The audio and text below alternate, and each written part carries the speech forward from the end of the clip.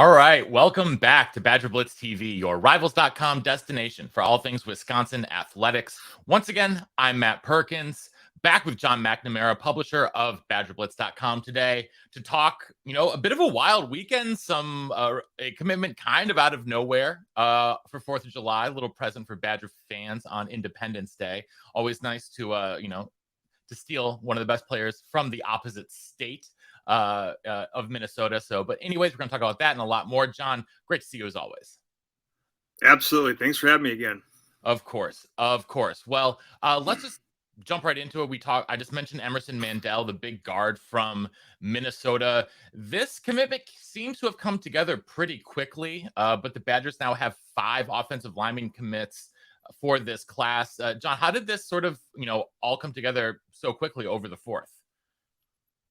Yeah, even going back to June, once Wisconsin hit 4, I believe that was Colin Cooberly, you felt like that, okay, that they kind of hit their number there and then they're going to be set. And then you talk to some people and say, hey, we'd go to 5 if it's the right fit. And Emerson Mandel was one.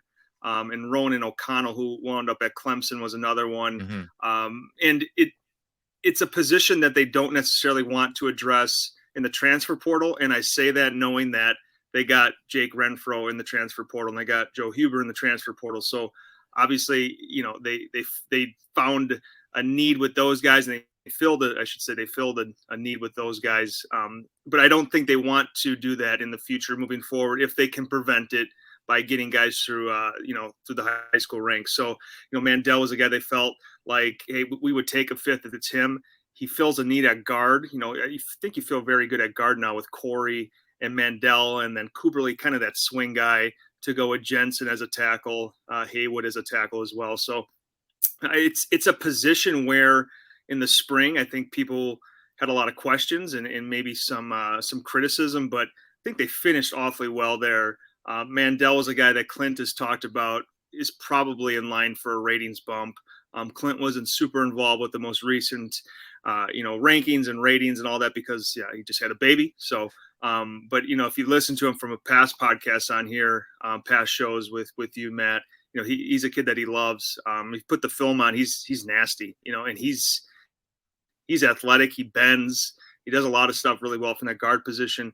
I'm curious to see how he pass protects at the next level, but you could say that about just about every high school kid. So, there's a lot to like with Emerson Mandel. He's a really nice final piece of that offensive line class for the Badgers.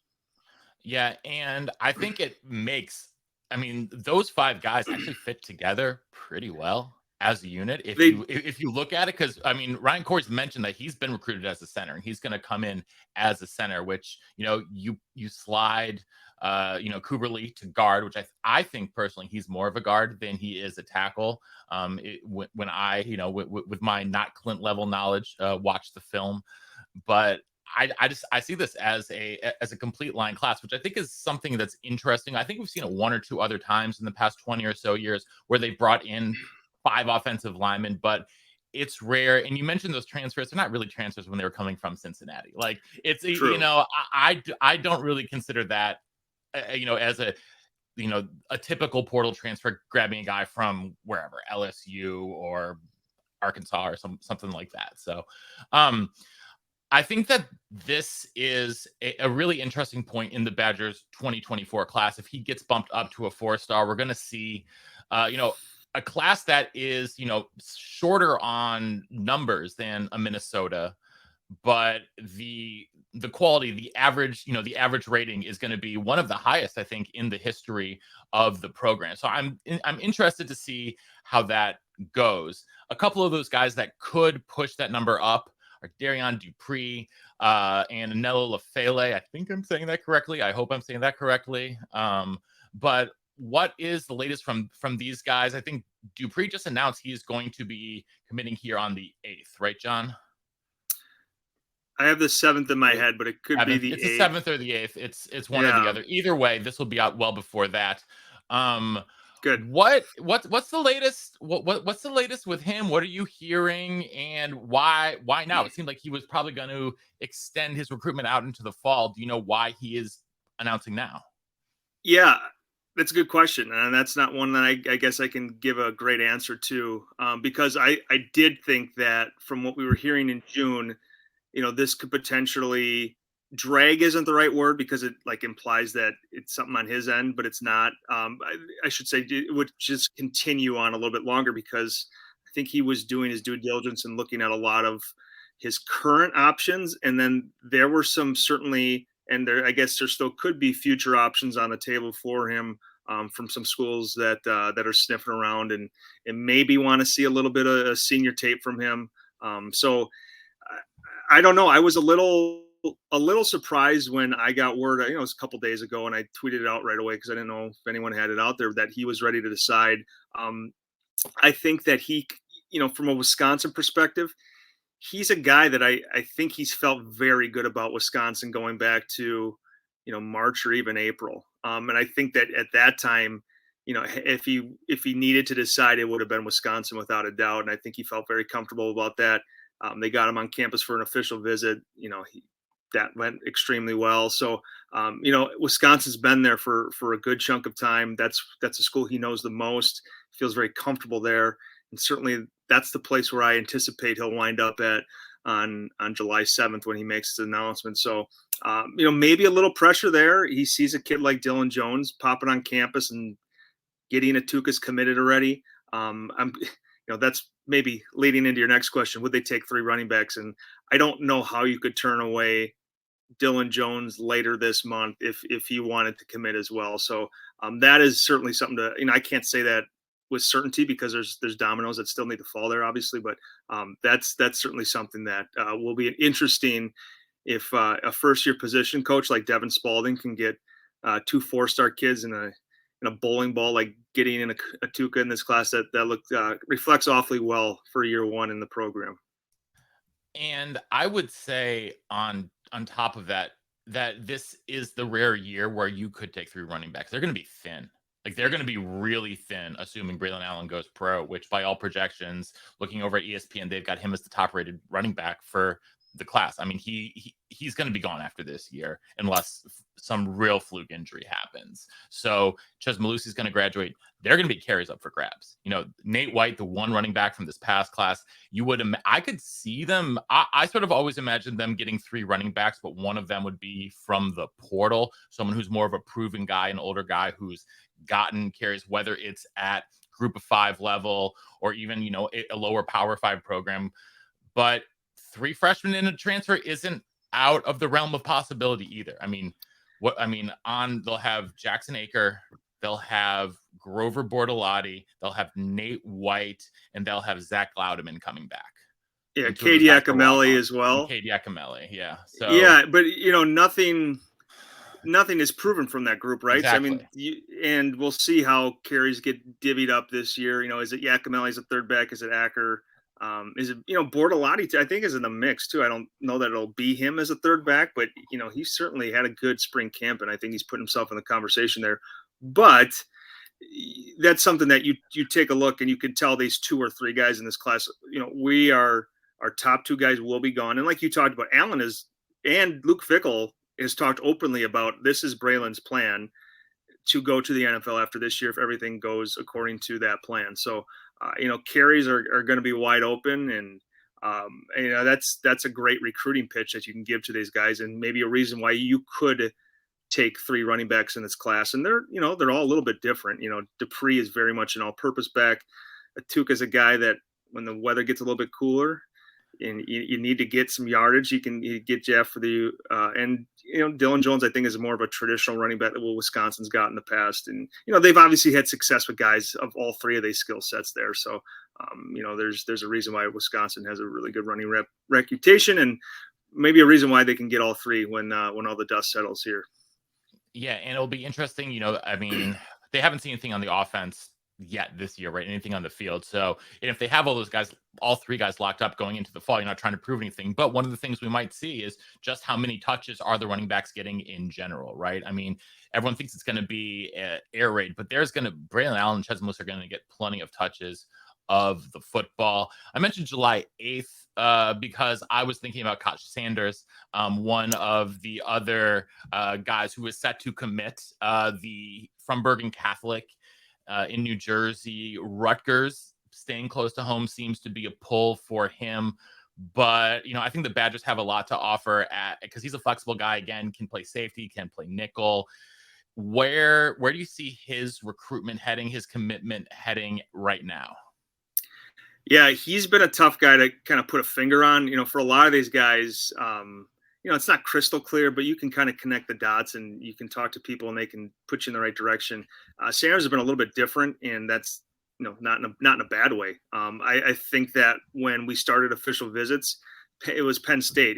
Penn State looks like a really good option there, but they're no longer in the picture. So it's Wisconsin, it's South Carolina, North Carolina, and then it's Rutgers, which with that potential of staying home, that certainly makes a lot of sense. That's something that's been out there, and that's something that I've been told is something that his family is certainly considering. And obviously, every kid considers that move when you're going to travel across the country to play or attend school and play football. So that's something that I have heard, but I think there's been recent buzz towards Wisconsin. And he has a connection, I think, with Emilio Agard, and that's kind of been out there. And Emilio told me when he committed, I always ask a kid, who are you going to go get?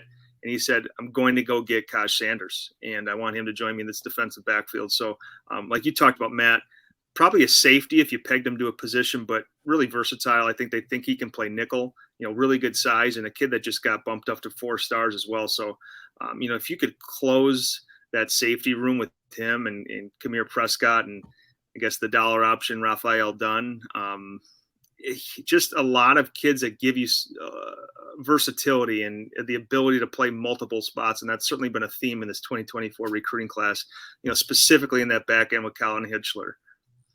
Yeah, and you mentioned Dunn. Dunn is my my underlying favorite guy. I think my favorite under the radar guy, I guess I would say, in this class so far. Part of that probably because my freshman year roommate in the Towers also went to Lawrenceville, so I've got a soft spot in my heart for Lawrenceville. But also just his size and athleticism is going to be interesting to see in the defensive backfield if he sticks at defensive back. The Badgers have never had a DB that big before, so that will be interesting to see. And adding to that size could be one more guy, Xavier Lucas. You mentioned him in your ideal class, but I think 8.0, 9.0 at some point that came out earlier today. Do we have a date on when Lucas is looking to commit? Because he seems like he's a guy who's a take no matter what. Yeah, I would agree with that. No date set to my knowledge, but he's a guy that's been having, in past updates with him, it's, I'd like to get this done in July. And a lot of kids, these higher level kids, they're burnt out by now with recruiting. They've taken 4 or 5 official visits on top of 15 or 20 unofficials that they've done throughout the recruiting cycle. So they're ready to put this to bed and focus on, their senior season. And that's usually how it works out. And that's kind of the path I see Lucas following. Wisconsin obviously is there for him. Iowa, Illinois, looks like Rutgers crept in recently. He took an official there. And then Florida State's been a school that he continues to mention.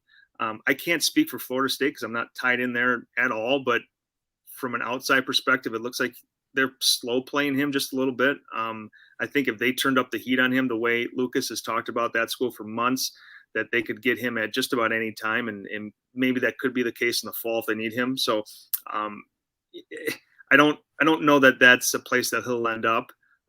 You've heard really good stuff about Iowa.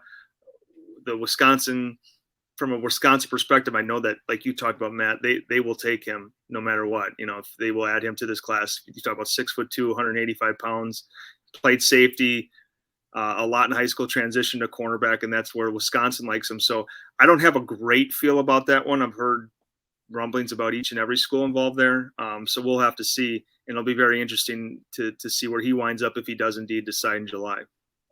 And you mentioned Florida State. They are one of the hottest teams in the country right now. They are getting guys from everywhere right now. So if they do turn up the heat, like you mentioned, I wouldn't be surprised if he ends up there because they can seem to reel in anyone right now. They're taking guys out of Alabama that have Alabama offers. It's pretty impressive to see what they're doing on the trail.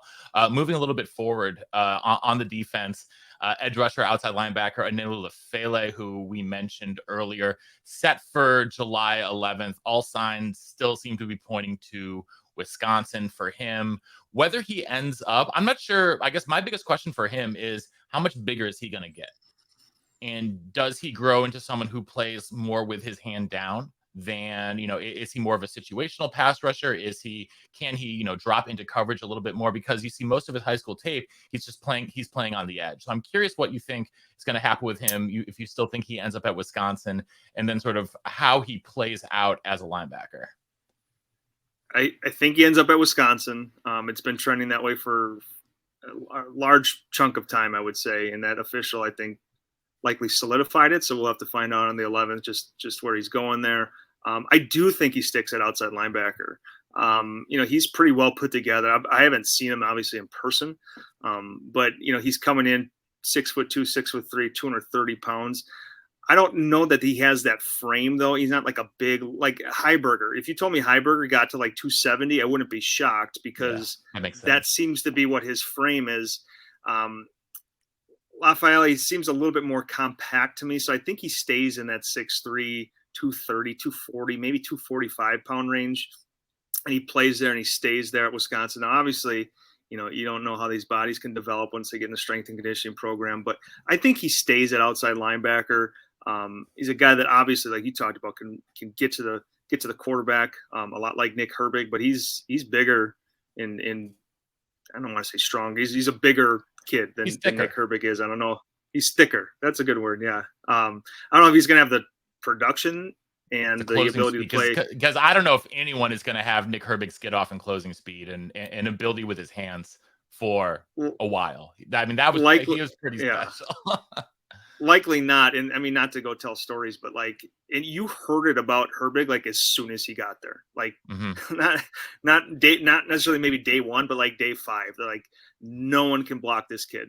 And he will start this year. You're like, oh wow, you don't often hear that. And it's not like he had a spring camp under his belt, but it turned out to be a pretty good career. Not to tell old stories here, but Nick Herbig was obviously legit. Well, yeah, he was. He definitely was. You heard the same thing about the Jonathan Taylor scrimmage, the infamous Jonathan Taylor scrimmage, same kind of thing. So very much like that. There are a lot of stories I've got that. Bernie has one about when Antosh Hawthorne first showed up, and the same thing happened, and just was tossing guys, and they said, "Yeah, we're not gonna he can't not be on the field immediately." Right. So speaking of Big Taj, talking about defensive linemen, they've landed Hank Weber.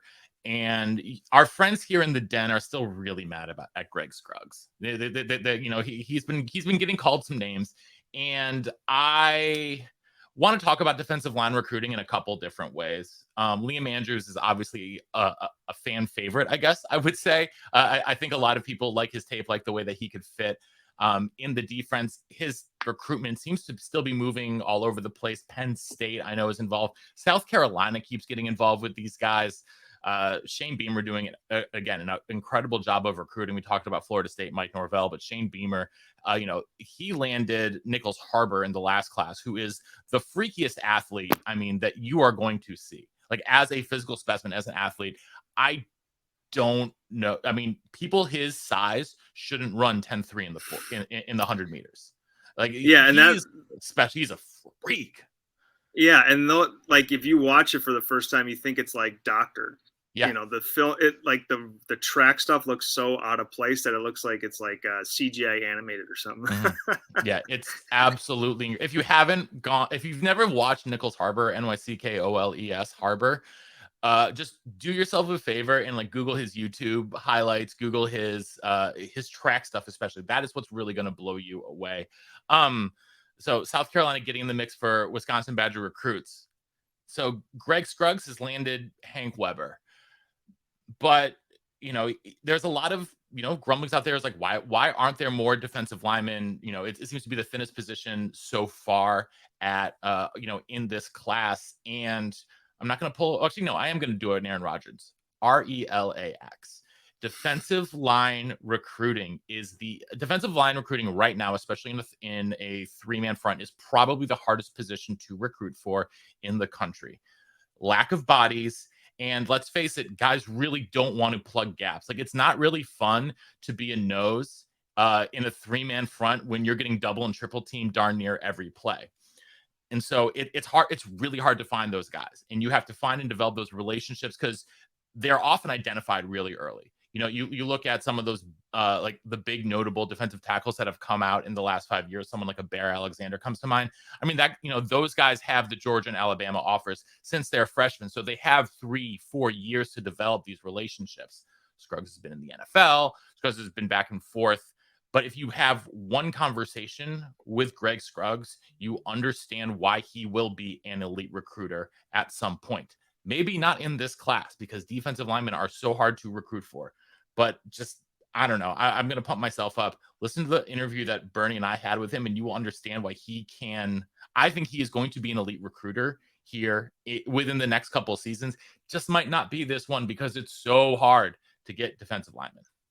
Yeah, I would agree. It's likely the most difficult position to recruit. I mean, outside of maybe cornerback is maybe second, but it's difficult, right? And like you talked about, and I would say something that Saeed Khalif said when he was at Wisconsin. You just like those type of bodies they're just not that common. So you always would take an extra defensive lineman if they hit all those check marks on your board, no matter what, just because there aren't a lot of those type of kids walking around in high schools right now. So, I've heard that, we'll just address it through the portal then too. I think that's difficult too. I mean, you found a guy like Darian Varner who, likely wanted to play at a higher level. So, I mean, maybe that's out there. So certainly not something I would bank on. Like you talked about, to go to this class, they hit on Weber. I like Weber. He's a nice, solid prospect. I don't know how high his ceiling is, but then they've missed on a handful of guys here too. So, probably not what they expected to look like in July in terms of defensive line recruiting. Andrews would go a long way in changing that narrative. I don't know where he ends up. Like, he's kind of a mystery right now. I think there's a few schools that you can make a case for, and Wisconsin is one of them. So I'm curious to see where he does end up. But yeah, if you strike out on him, it really is kind of back to the drawing board of, are there past guys that you liked but didn't offer? Someone like a Kean Payne, if I'm saying his name right. Wisconsin did offer him in the spring during a visit, but then I think some guys graded out a little bit higher that they got on campus. So, maybe you revisit him. Jace Gilbert from inside the state from Arrowhead. He's a kid I like. They've obviously know who he is, and potentially could try to flip him from Iowa State, or you just go and you go into senior tape and say, is anyone going to pop late here? Can we flip someone that is committed to a school right now and has a monster start to his senior season? So there's a lot of time to go here, and I like you said, Matt, I think Greg Scruggs will prove to be a very strong recruiter, but they've missed on some guys, and when you're recruiting this type of athlete at that position, I think Luke Fickell said this, so I'm maybe taking a Jesse Temple quote here from his article, but you kind of got to ride the wave with those guys. So I don't want to credit Jesse if that's from his story, so I don't want to make it seem like that was mine. But you do have to ride the wave with guys like that.